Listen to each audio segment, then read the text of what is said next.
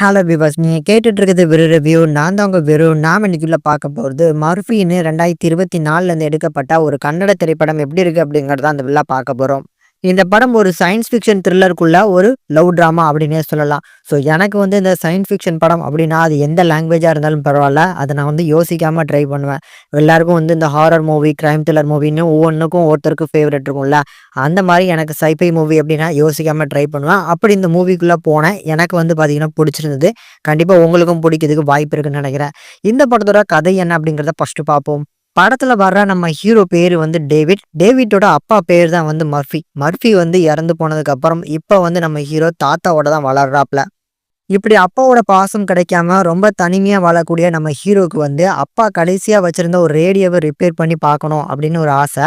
So அதனால அந்த ரேடியோவை ரிப்பேர் பண்றான். ஆனா எதிர்பாராத விதமா ஒரு டைம் டிராவல் கான்செப்ட்ல 90ஸ்ல பேசக்கூடிய ஒரு வாய்ப்பு கிடைக்கி அங்கிருந்து ஒரு பொண்ணு பேசா. இப்படி ஒரு சாதாரண ஒரு ரேடியோ ஒரு டெலிஃபோனா மாறி இவங்க 2 பேருக்கும் ஒரு நல்ல கம்யூனிகேஷனை உண்டாகுது. இந்த ஒரு ரேடியோ மூலமா நம்ம ஹீரோ யார்கிட்ட பேசிட்டு இருக்காரு, அந்த பேசிட்டு இருக்க நபர் மூலமா தன்னோட அப்பாவோட இறப்பை தடுத்து நிறுத்தினாரா அப்படிங்கிறது தான் இந்த படத்தோட மொத்த கதையுமே. இந்த படத்தோட பிளஸ்ஸா நான் பாக்குறது கண்டிப்பா கான்செப்டே சொல்லலாம். ஸோ ஸ்கிரிப்ட் ரைட்டிங்கே அந்த அளவுக்கு ஸ்ட்ராங்கா எழுதப்பட்டிருக்கு.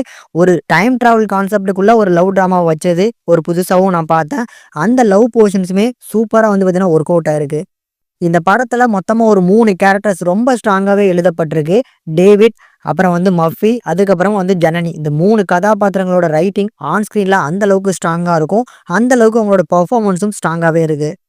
டெக்னிக்கலா சவுண்டான ஒரு படம். சினிமோட்டோகிராஃபிக்லாம் டாப் நாச்சா கொடுத்துருந்தாங்க.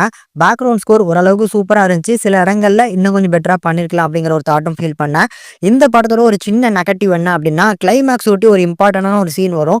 அந்த சீன்ல அந்த மேக்கப் ஒர்க் பார்த்தீங்கன்னா ரொம்ப கொஞ்சம் புவரா இருக்கும் அப்படிங்கிற ஒரு ஃபீல் வருது. இல்ல அந்த கேரக்டரை 40 வயசுக்கு வேணும் அப்படின்னா ஒரு வேற ஒரு கேரக்டரை காமிச்சு அவங்க இப்படி ஆயிட்டாங்க, முகம் மாறிடுச்சு அப்படின்னு சொல்லியிருந்தா கூட ஆடியன்ஸ் கண்டிப்பா ஏத்துக்கிருப்பாங்க. ஆனா இவங்க கொஞ்சம் சுமாரான ஒரு மேக்கப்ல இந்த பொண்ணு தான் அந்த பொண்ணு அப்படிங்கிற மாதிரி காமிச்சது நான் கொஞ்சம் நெகட்டிவா தான் பாக்குறேன்.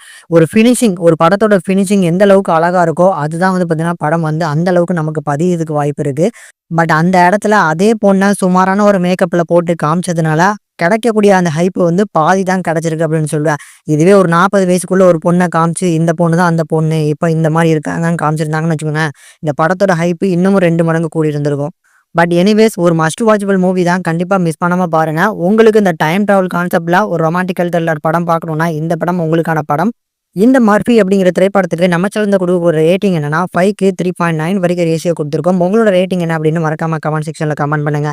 இந்த வீடியோட இறுதி வரைக்கும் பார்த்துருந்தீங்க அப்படின்னா கண்டிப்பா இந்த வீடியோ உங்களுக்கு பிடிச்சிருக்கும்னு நம்புறேன். ஸோ மறக்காம லைக் பண்ணி ஷேர் பண்ணி சப்போர்ட் பண்ணுங்க.